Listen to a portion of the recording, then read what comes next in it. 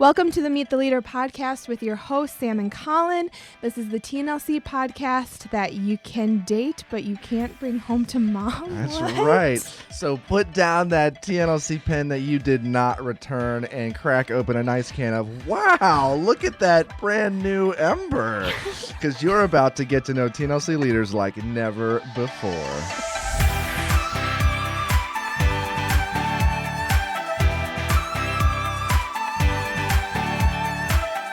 Well, what's going on, TNLC fam? We are so glad that you're tuning into this podcast segment called Meet the Leader, where, hey, guess what? You're going to meet a leader. Remember, no notes, just fun. That's right. We do all the hard work. You just stay awake and enjoy. So let's go ahead and introduce our friend, our leader for the podcast today, Chayil Branda. Go ahead and say hello. Hello, everyone. How are you? I'm wonderful. Great. How are you? Good. Getting used to this whole Yeah, podcasting first time thing. on a podcast, so we're going to be, let's have a lot of grace for everyone if we could. I'm pleased. This is actually this is a funny week. This is number 2 of 4 or 5 podcasts that I'm recording this week. This week? Yeah. So that means you still have I still have 3 3 to do? 3 to record. I mean, TNLC really does have a podcast network. We really are It's- beginning of a we podcast are, network. I That mean, all of the things, all of the If ideas. I ever get fired from my newest students director position, I would hope to be rehired as just the person who oversees all of the podcasts. We have actually had a conversation about the desire to have like a podcast intern. Somebody who that was really their, like somebody who could come in, who could run the socials for the podcast, who can come and set everything up, get everything ready. Yeah, set everything up, get it all ready, do the editing, the post, like all that kind of stuff. Because right now it's a little bit of a handful of people who do all of the little things for all of the different podcasts that we do and episodes and emails. And it would be really fun. I think it would be a fun job for somebody who's looking for... I would just like to go ahead and pull my name out of that running. If it was Don't in wanna there, do I would like it to come out, please. Fair. Are you I will sure, take. I'll though? take you off the list, Thank Sam. you. You're welcome. Thank you. Are you sure? Yes. Well, let's go ahead and get to know you. So why don't you tell us a little bit about what you do here at TNLC? Well, as Collin has very nicely introduced me, my name is Chayil Branda, and I serve as the Executive Director of Trinity New Life Church. That's a really fun title when you're in the church world, Executive Director, because it kind of nobody really knows what that means. Every church... I think the word director in general has just been really fun. The term director is always a fun one. They're like, oh, what's that mean? Anyways, but the term, like that executive word is used in such a variety of ways across churches. So for me in particular... I get to oversee so much. I get to be a part of the senior leadership team, which helps just guard and direct kind of the vision and direction of the church. I get to have direct oversight over communications and creative and missions and a lot of our Sunday morning aspects of hospitality, our Sunday managers, kind of how the Sunday, everything kind of outside of the main sanctuary and outside of New Life Kids, the guest experience would probably be a better way of even describing that. Get to oversee a lot of that area of things. And then obviously the term executive tends to fall also with the finances and numbers and all of that side of HR and operations and how the building is and all that kind of stuff kind of all falls under me. But then my newest job description has this great line at the bottom that's like, and anything else we put on it. So it is like kind of a bucket job of when somebody needs to do something, it kind of falls into my bucket. Chayil. It's probably going to fall somewhere under an area or thing that I'm overseeing. So that's kind of my role here. It's evolved over the 3 years I've been on staff. 4 years. I don't even remember these names. Do you miss the even more confusing title, storytelling director? Sometimes I actually do miss. I never understood that. Because it's the idea. So what was the storytelling? The storytelling director was this idea that my sole responsibility was to tell the story of TNLC through whatever space, whether that's print communication, whether that's visual communication, social media communication, video. I that was in a time where I was only really overseeing communications and creative. So it was this that general idea that was what I was carrying. That was the weight that I had. And I actually really enjoyed it. And it created this conversation of how important it wasn't just how does TNLC play a story in your life, but how do you play a life in the TNLC story. So that having that that reminder of both sides of that coin, that this is not just us trying to get our message out, but how can you help us further our vision, our direction, all that kind of stuff too. It was actually really fun in in that area, it was really fun. You definitely do get what's a story? Who's the storytelling? What's a storytelling director? What's that do? It was like, Is that like okay. a New Life Kids thing? Do you sit around and like open books all the? I do like to read. This is actually could be a great job for me. Staff story time. It's gonna With happen. Chayil. It's gonna happen. That So should be my story weekly time and segment. naps? Yeah. Story, Oh, man. story time with Chayil. Story Let me time with tell you Chayil. the I like it. stories. So when you talk to other churches, do other churches have an executive director title? And if so, do you find that they are doing the same types of things that you're doing? Or is the title all over the place, but the jobs are the same? Or do you feel like a lot of churches have somebody that is functioning in your role? Or I would say the majority of churches do not have an executive director, or an executive pastor would be the other term that you hear a lot, until they have reached, probably I would recommend any church. I do a handful of like church consults, and I would recommend any church that's hitting the 400 mark to start thinking through this position. Because it is a position where when you have 200 people in a church, a lead pastor can do most of the same things an executive is doing. But once you start growing and the lead pastor needs to get a little more specialized into the areas that they've been gifted in, whether it's communicating, whether that's pastoral care, I think lead pastors can have a variety of areas that they are really gifted in. In order for them to lead well, they can't carry the weight of all of the things. So I do think that the churches that have an executive director, it can vary. Very few executive directors that I talk to do the same things I do. We have a lot of similarities, but at the end of the day, my biggest hope and my biggest goal in my role is that I'm able to take from a vision from a lead pastor and turn that into really execution. I think that's what the term even executive kind of falls into. Like, how can I execute this vision? So for me, I know what Pastor Clayton can be really great at. He's a phenomenal communicator. He's going to be able to get up there and move a room way better than I will ever be able to get up on a stage and lead a room. So what can I do, take off his plate so that he can focus? I don't know if I'd say way better. What can he focus on? Thanks, Collin. I think that there's a way that he needs to focus on a Sunday morning or during the week. So what can I do? So, for example, Tuesdays are finance days for me. It tends to be the day that I end up doing spreadsheets, because that's the day that I'm like, I can go home and just, and when I'm done, because I'm not a numbers person by nature, I'm learning. While I'm doing that, that's his writing day. That's his sermon. So in a very visual way of something that he doesn't have to worry about, while he's working on his messages, while he's writing his sermon, I can handle the finance end of things. I can make sure the checks are right, the bills are paid, the lights are on, all of those types of things. So yeah, when you talk to other churches, some executives are more in teaching roles where they're doing a lot of the teaching, because their lead pastor is more of a visionary who might be traveling more often or might be writing books. I think pastors can have all kinds of areas that they can be very gifted in. So when you get to the size that where you really want to see a lead pastor in particular, really push into the areas that they're just better at, I think that you start looking at how can we get an executive, somebody else can come alongside who can take the same vision, who can take the same direction and be able to direct it and run with it and kind of be the voice, that lead pastor voice in a room when he doesn't need to be there. And so hopefully I do that pretty well. And I definitely, I enjoy that moment. I love the challenge of, okay, what is being done right now by our pastor that he should not be doing? He will be doing graphic design forever because I need him to do graphic design. That will be something I will never take off of his plate. Though I always ask, like, why are you still doing this? If you're a graphic designer out there, come talk to me. By the way.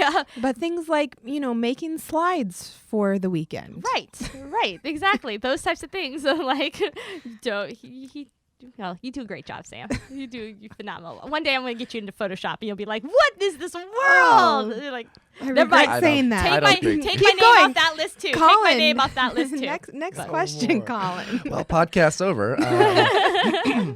Okay, well, so how long have you been here at TNLC, and how did you hear about us and start coming? I always feel like I've been a part of TNLC since the beginning, because my best friend since high school was part of TNLC from the beginning. Emily Hugerwerf, who had been a part of many church plants prior to TNLC, had brought me along the ride for a few of those other ones, and they never quite worked out well. So I remember when we were talking and she said this, I was like, oh, sounds fun. Another one. That's like when you have the friend who's like, so I've got another boyfriend. All right. Is this one gonna go well? But we actually had just started attending Harborside in Safety Harbor, and almost the exact same time that You went there? yeah, surprise! I What? know, shocking. For those of you on the podcast who don't know this, Colin's mom. This is not our first Yeah, this is not our church first that we've gone to together. Yes, Colin and I have a long history of no, just Wait, but I feel like I didn't know that. you did not know that. Somehow. Yeah, chill. Maybe- The Brandas and I maybe go I way did. back. Mike Branda used to lead worship for me for Mm-hmm. my youth group when I was in the youth. Oh. Colin's mom and I would chaperone youth summer camps, and we would stay up really late at night eating all kinds of junky food while we were making sure teenagers were behaving themselves. That was like So you talked about Collin way back in the day, and now you just talk about Collin now, again. Yeah, see, that's what Yeah. I do. With- Usually when with I'm your not in the mom. room. True story. Still with your mom. True She story. just calls. So when Emily was being part of the launch team here, we would talk about it pretty frequently. And funnily enough, because I know what podcast I'm on, funnily enough, the YMCA is right outside my neighborhood. So Right. we would wake up on a Sunday morning to go to Harborside and Safety Harbor, and I would drive by about 20 Trinity New Life Church signs on the way out of my neighborhood. Yep. And I'm like, there's Emily's church. There's Emily's church. And it was just so funny. It's funny for me now to look back and go, how often did I see those signs and even pray for Trinity in those days, not knowing where God would bring us back. And so after a couple years, the drive, honestly, to Safety Harbor was just becoming a lot. We had smaller kids at the time. I was actually transitioning from a job. It was just the season that we were being brought into of transition, and Mason needed a guitar player. And And you were like, I will play I would guitar play for you, guitar. You figured Mason. it out. And this is the thing. Church plants see musicians, and they are like gold Oh, yeah. nuggets. They're like, yes, you. So Mason needed somebody to play guitar. We've known, obviously, Emily and I've been friends since high school. Katie, her family, know Mason forever. And he said, can you come play guitar? And you asked me, Mike, and I feel like, yeah. So Mike actually started coming. I came first. It was Christmas service. I came by myself because the family was sick, and I wasn't going to make Christmas services at Harborside. So I came to Christmas services here, and then just by myself. And then that next Sunday, Mike played on a Sunday morning here for Mason, and So was that That's still at the Y? They were we still were at at the the Y, we or were at the they elementary school. Okay. We were at the elementary school time, and so it took a few weeks because I was actually at Harborside. I helped lead a high school girls Sunday school, and so because that was my commitment there. We took a little bit until we had, I think it was spring break. It was a couple months before I was able to really. It might not have been spring break because I think spring break is about the time we transitioned fully to Trinity. But I came on a Sunday and walked in and felt like home, and partly because I knew everybody in the room because I've known them all forever. And so it was just one of those things of like, oh, this is really cool. And it did not take very long, and both Mike and I were very blown away with the way Clayton preached. That was always, I think lots of people will say that, but the way Clayton preached, and then Clayton knew, he's very good in having some of these conversations of like, hey, let's talk about these things. But he, either through Emily, I don't even honestly know how he found out that missions was a big part of my heart. And he was like, hey, I've got this trip that I think you might be interested in going on.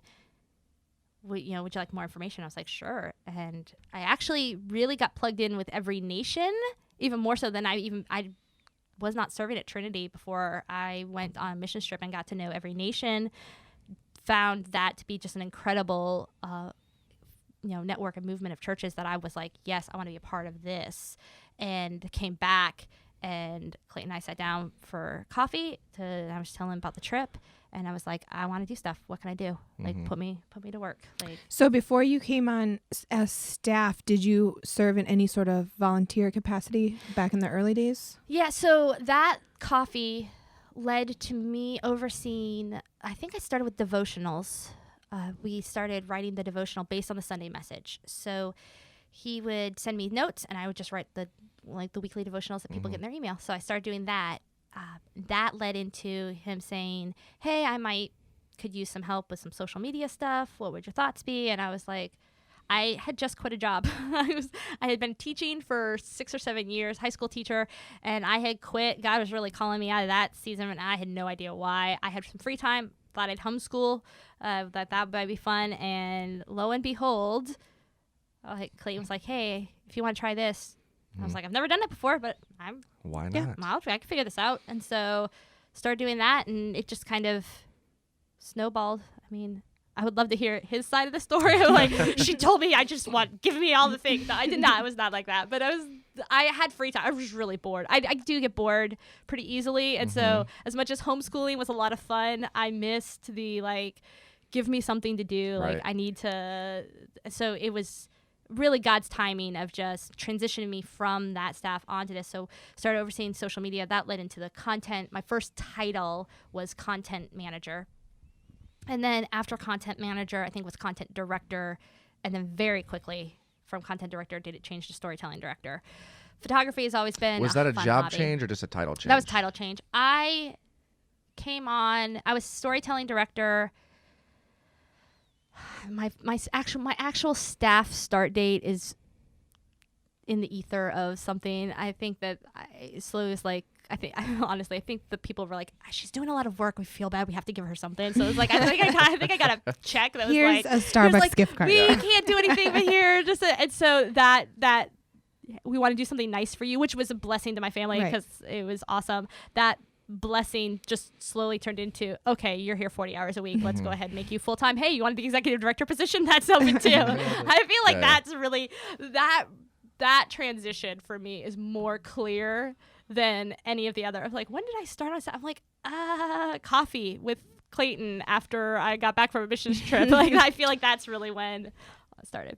On paper, was I technically full time before you were like on paper full time? I think so. That's weird. You just wanted to. That's weird. You were just waiting to bring that up. No, I literally just thought about it. But no, that's just really weird to me. I was not. Because you've been around so much longer and you've been involved in a leadership capacity so much longer. I was not officially full time until executive director, which was I'm a year and a half into executive directing. Colin would my like mind to is blown. retroactively change that. Can we just change the record? Again, like, that's paper, and so I say it's very unclear for me to know, because this has been the first place that I've ever been a part of that it was never about the money. It was never about the job. It was never about the title. I just wanted to be here. I didn't care. Like, I didn't care if it was. I mean, there's days of painting bathrooms in this building or putting together broken chairs, and I didn't care what it was. I was like, there's just something about the place, and working with a lead pastor that we have has just been incredible. And I'm somebody who has been raised in the church, and I've worked for. I mean, Clayton will be the 7th or 8th lead pastor that I have been under, and he's been phenomenal, and somebody who doesn't just look at their. I mean, you guys both know this. He doesn't just look at staff as these are pieces to get this thing done. He looks at us as, hey, these are people who are working with me to get this goal achieved, to work into these things. And so, for me to be able to say that I work for Pastor Clayton Bell was more important to me, whether I was being paid or not paid, than to be able to go, hey, so I have this new. I remember like my family, like my mom, my sisters, all these people. They were like, so are you working for the church? Like, you're there? And I was like, I'm working very hard. I was like, yeah, I'm working for the church. Like, yes, Mom, I'm just working for the church. It's just easier for my mom to be like, yeah, but are you getting paid to do? And I was like, Jewels fine, on Mom. the crown. The amount of I have, I just got a brand new room in my heaven mansion, so it's newly renovated. And so. I know, like, and I, as somebody who now hires and takes care of most of our staff, I thought that she was about to say fires. Hires and fires. I was So just let's like, have a conversation. There's an awkward pause and a stare at each of us. Sorry. I as somebody who does that now, I know that the heart of the staff was to get me to be on staff as soon as we possibly could. Like, as weaving, but that was never. I personally never felt the like push for that. I was never like, oh, I feel like I have to do. No, I was like, this is what this is where God's called me right now, and this is what God's called me to, and this is so much fun. Like, I just want to do this. I want to be around these people. I want to do this thing in incredible ways and see the kingdom of, heaven here on earth, and however that's going to happen. I was like, pay me or not pay me, we'll figure that out later. I was like, let's just do this right. So in your time here, then, both working on staff, volunteering, all of the different roles that you had, what would you say is the most, has been or is the most rewarding part of your role? I think that one of the most rewarding parts of my role is when we have the opportunity to see, I think exactly what I just said, see people take ownership in either their position on staff or in leadership or in their team on their thing. When they can see something and go, oh, this isn't just something I'm taking care of right now, or I'm not just watching the kids for this 30 minutes, or I'm not just handing out a bulletin during this season, but they're like, I get to do this. When they can grasp that, that is so rewarding for me, because I know that I've done my leadership role well in the fact that I've been able to cast vision to teams to be like, yes, this is what.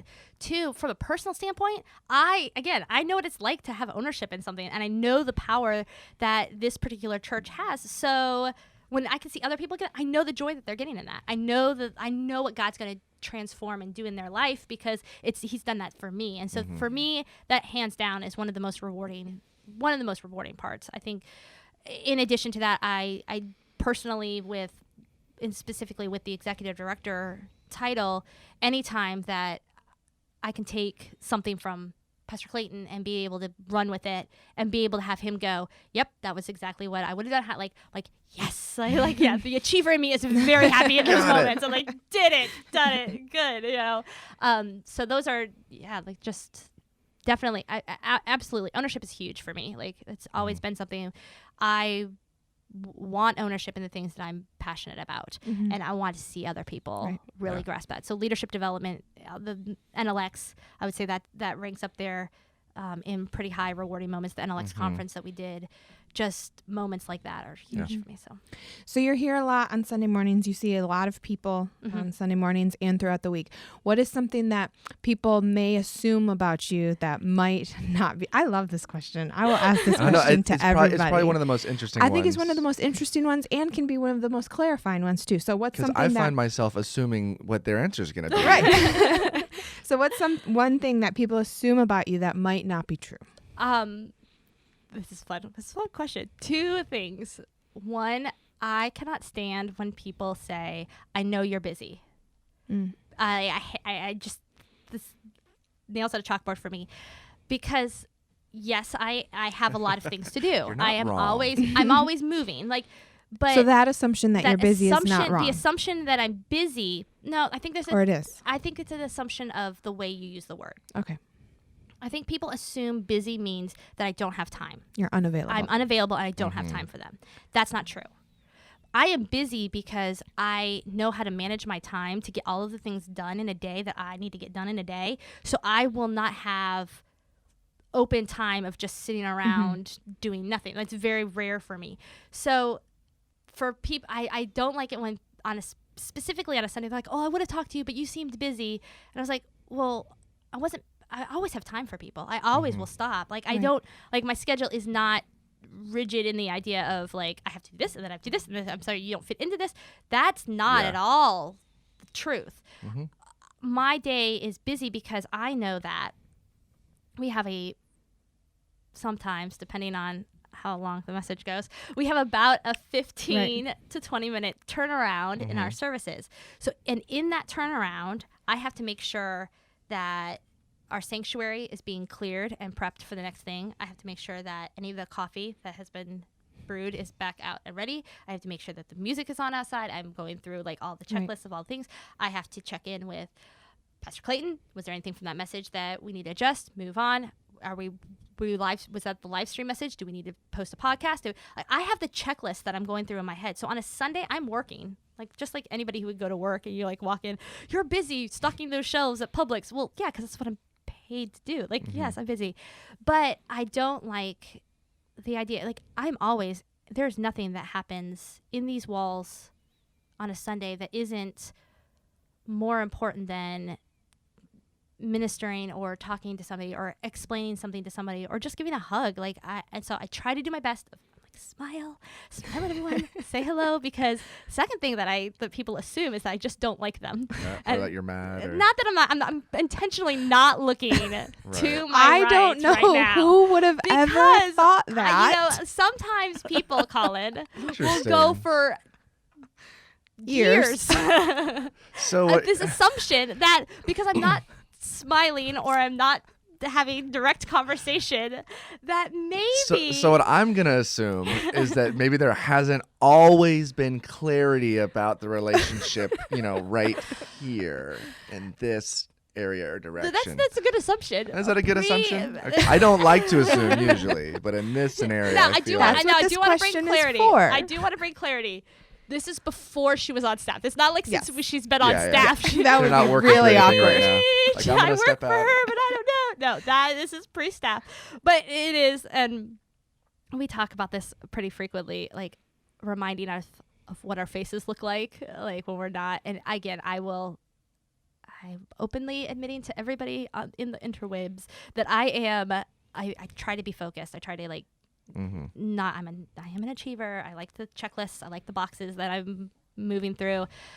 But I have intentionally have to think through when I'm walking from one place to another. Am I smiling? Right. Am I saying hello to people? Am I interacting with things? And it breaks my heart when people are like, oh, I just thought you didn't like me. I'm like, well, one, if I don't like you, you'll probably know. But two, I'll just tell you. Assumption correct. I genuinely love, I genuinely love people. Yeah. And I would not do what I'm doing if I had such a disdain for all the people. Yeah. So if you are listening to this and you're like, well, I thought Chayil didn't like me. I do. I love you. You're the best. Ask Sam. I really do love people. She does. Well, and I really don't think that a lot of people really know what actually goes into pulling off a Sunday successfully. And so all of the moving parts, there's 2 Sunday managers. It's either you or Casey. Yeah. And so even when you're not Sunday manager, we know there's still a ton of things. I'm not Sunday manager, I'm executive director. Right. So exactly. I'm still Sundays are still, and I know that's a shift.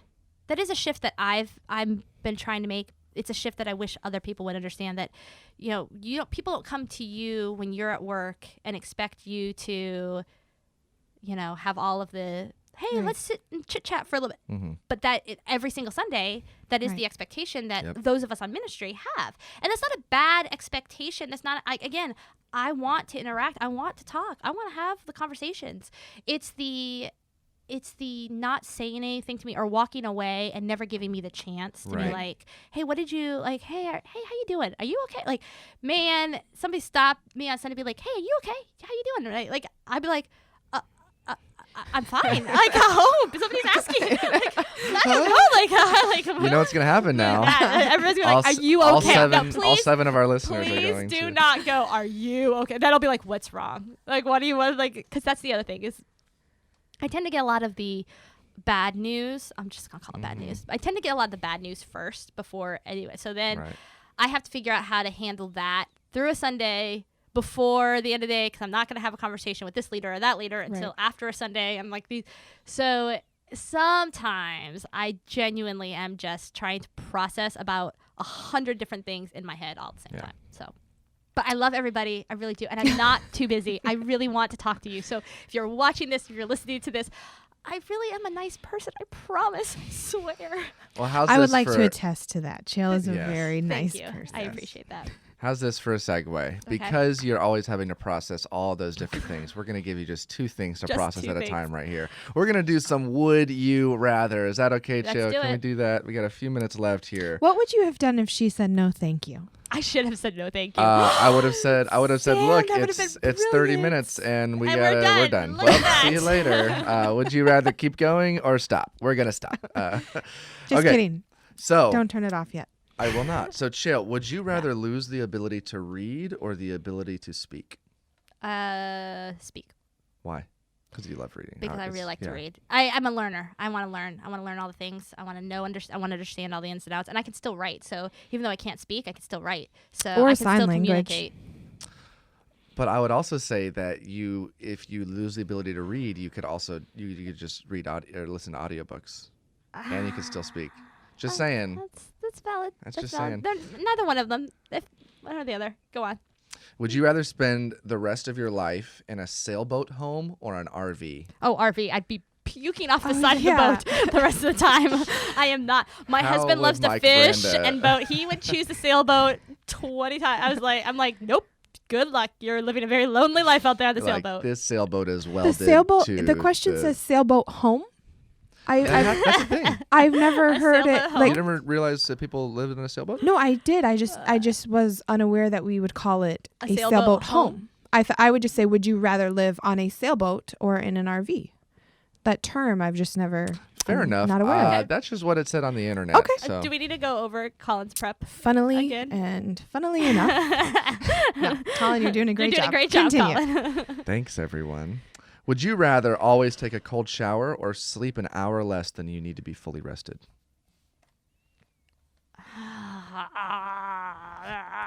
That's a terribly It's- difficult question. I'm gonna go You're with I welcome, would everyone. rather. I would rather not be rested. I don't know that I can handle. I feel like a hot shower is what would wake me up and get me going through the day. I have heard people say if you can't take a cold shower, like how are you prepared to live life? And I'm sorry, I fully disagree with you. Listen, If I have Like, I access have to a warm water, toddler. I'm going to go ahead I and have do that. had to Oh, for take sure. cold showers enough times in missions trips and things like that to know that would be a Miserable no. way to live. I Well, would be dirty all the who- time. Who in 2019, in where we live, who usually does not have the option of warm shower water? Like, let's just be I don't honest. know. You what I mean? Yeah, and I don't know why you would ever purposely choose to keep it cold. You know, people are gonna comment. I on can't the wait podcast. to hear They're gonna it. be like, "I love a cold shower. How do you not take a cold shower?" I love a cool shower sometimes, but the We do majority live in of the time, Florida. yeah. Cool water The is majority of the time, acceptable, though, I'm but gonna cold, go with no. some Like warm cool water. to No. like to actually take a shower with shampoo and everything. Not just like I'm really warm after mowing the lawn. I'm going to hop in real quick. I mean, like you're going to take a shower in cool water. Sometimes I do. Not like more like lukewarm water, I guess. Okay, 'Cause let's sometimes go hot on to the wa- next question. Sometimes Like- hot like- water's too hot. Okay. But I would like to know if listeners take Like cool cold showers showers? all the time. Please write in because I'm curious about that. And we might invite you to be on the podcast. we might Email. interview you. Email who? podcast@trinitynewlife.com. All right, two more. Would Okay. you rather have a Texas accent and live in New York or a New York accent and live in Texas? Oh, Texas accent in New York. For some reason, I feel like a New York accent in Texas is just gonna go wrong. Well, hey, everybody, look at this real big city in here. Wow, this is great. I feel like New Yorkers are just used to weird people like walking around all Yeah. the time. That Fair would be You would that just be considered normal. a tourist. Yeah, and you would just Yeah. be we like move on. whatever. They would probably not look me straight in the face, and they probably ignore everything I have to say. But that just feels like that would happen in New York anyway. I don't know, I've never Right. been, but have a New York accent in Texas feels like go into a gunfight. I don't like these boots and skinny jeans. Yeah. That's not a New York accent. Wow. All right, last one. Anyway. Last one. Sorry, I'm totally like. You may have heard this before. You're in a crowded room. Would you rather fart loudly and everyone laughs at you, or be the only one laughing obnoxiously when someone else farts? My favorite So- question ever. I'm gonna go with the only one laughing. Okay. the room, So only someone be- farted, no one else heard it. Or no, everyone Because heard it, everyone but heard you're it, the but I'm the only only one one that's laughing. like thinks it's really funny. Because that's happened. Oh. That is a real life Ooh. story right there. So You got less than 1 minute. Go. I was it was a proctor of a test. We were I was teacher in a room proctoring a test. And No. oh yeah. A student? Yeah. And a student? And you're trying not to, and I just couldn't do it. Couldn't do it. Could not do it. Are So- these older students? high school high seniors? school High school students? seniors. Okay. They could suck it up. They were fine. You pooted. Oh, that's phenomenal. Well, On well, that thank note- you. On that note, y'all. Thank you so much for tuning in to this Meet the Leader podcast. We're so glad to see you today. Make sure that you subscribe on YouTube and on your favorite podcast app. And you can always email podcast@trinitynewlife.com to let us know who you would like us to interview on this podcast. Yes, sir. And also you can follow us on Instagram at Trinity New Life so you get all of the updates. You don't miss an episode. And that's it. That's all we have. So, Chayil, Chayil, thank you for joining us. Thank you was so fun, guys. much. Thanks for listening, guys. Have a good week, And everyone. watching. Bye. Bye.